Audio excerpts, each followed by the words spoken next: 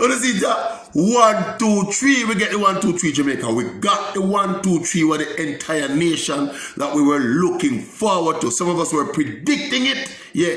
Congratulations to Elaine, Shelly, and Sherika. But special congratulations must go to Elaine Thompson Hera, defending Olympic champion. She defended her title, 10.61 Olympic record, the fastest woman alive. She got it done, baby. Yeah, Jamaica to the world. All right, congratulations as well, you know, to Shelly and Fraser Price. I mean, it was in the storybook ending in the 100 meters that she and droves of fans were looking for. But it's so, you know, she on the medal podium and she's still right here as the greatest sprinter of all time right now. And of course, Sherika Jackson, newish kid on the block, not really new kid on the block, but new kid to this particular event at this level. But you what now? You want the Maverick want address now. I see a lot of noise being made about the reaction, the reaction of Shelly and Sherika to Elaine at the end of the race. The kind of terse, cold kind of response. Certainly it wasn't a warm response.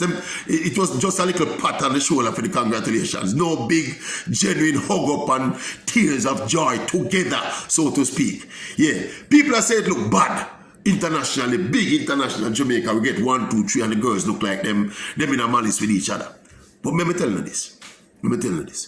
All this is sporting rivalries drive excellence.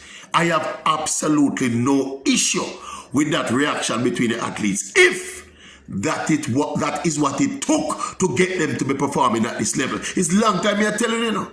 This thing where Stephen Francis had these two ladies, arguably the two top sprinters in the world, direct competitors competing in the same events, have them in the same camp. I was never ever comfortable with it, you know.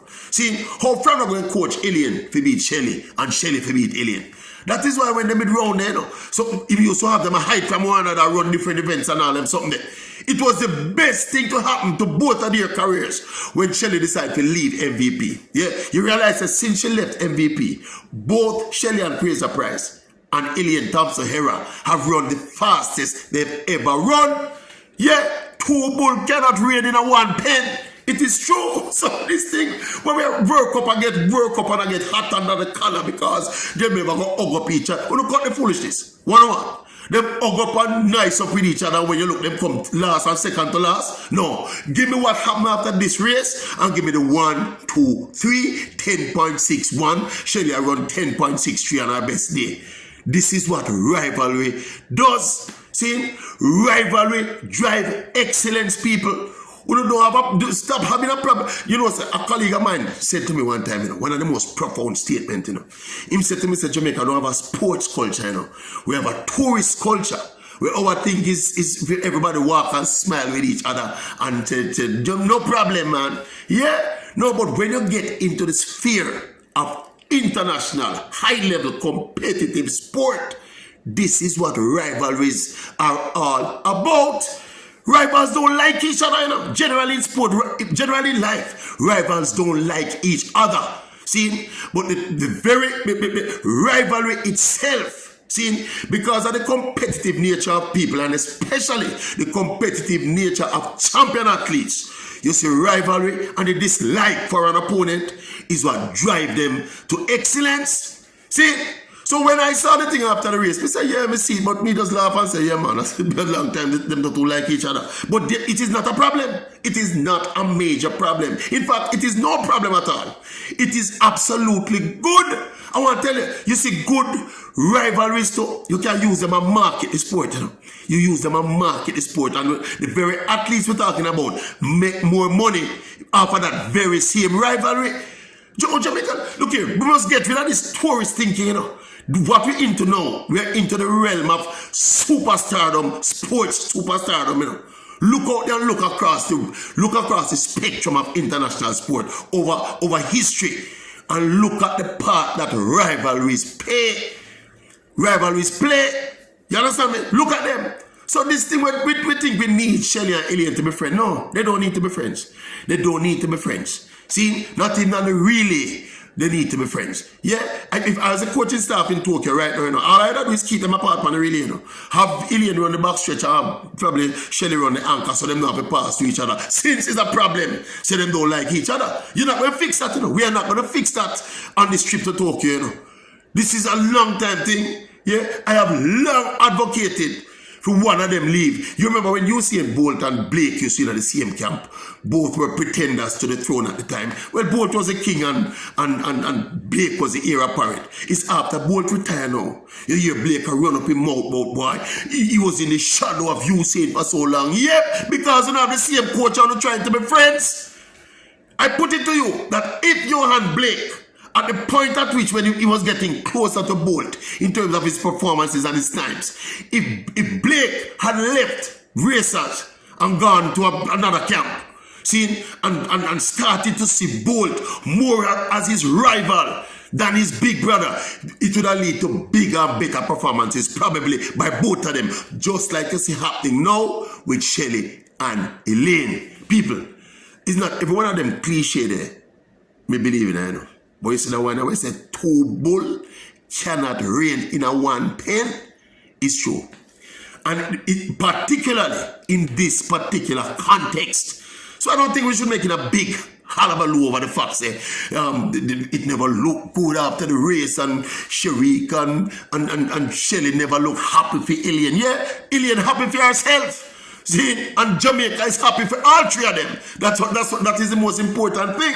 This thing about them being friends, no man, overrated man. Rivals don't need to be friends. It is better if rivals are not friends and rivals dislike each other, because it drives them to excellence.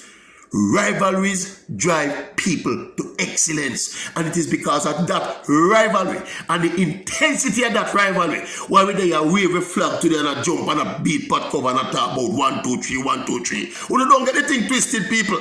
See, get out of the tourist mold for a moment, or tourist mold for a moment, and start think now that like we are at the pinnacle of international sport and competitive activity now. Yeah, people don't like each other. I think we're overrating how much people like each other. What you need to do is respect one another.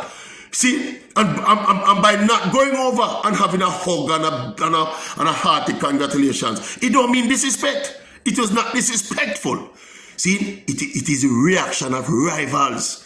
The reaction of rivals, not a God thing no wrong with it. You understand me? So we have to say big up Elaine. Thompson Hera again, defend our Olympic title in an emphatic manner. Me love that little point and all that something, taunt them, and in the interview she talk about people who write her up so she can't win nothing again. Me love them something there. That is why I talk them thing about the athlete them more time, Rile them up, it good for them. I don't remember if me did write off Elaine still. Me not think me did write off Elaine and call her. Me not think so. Probably I should have.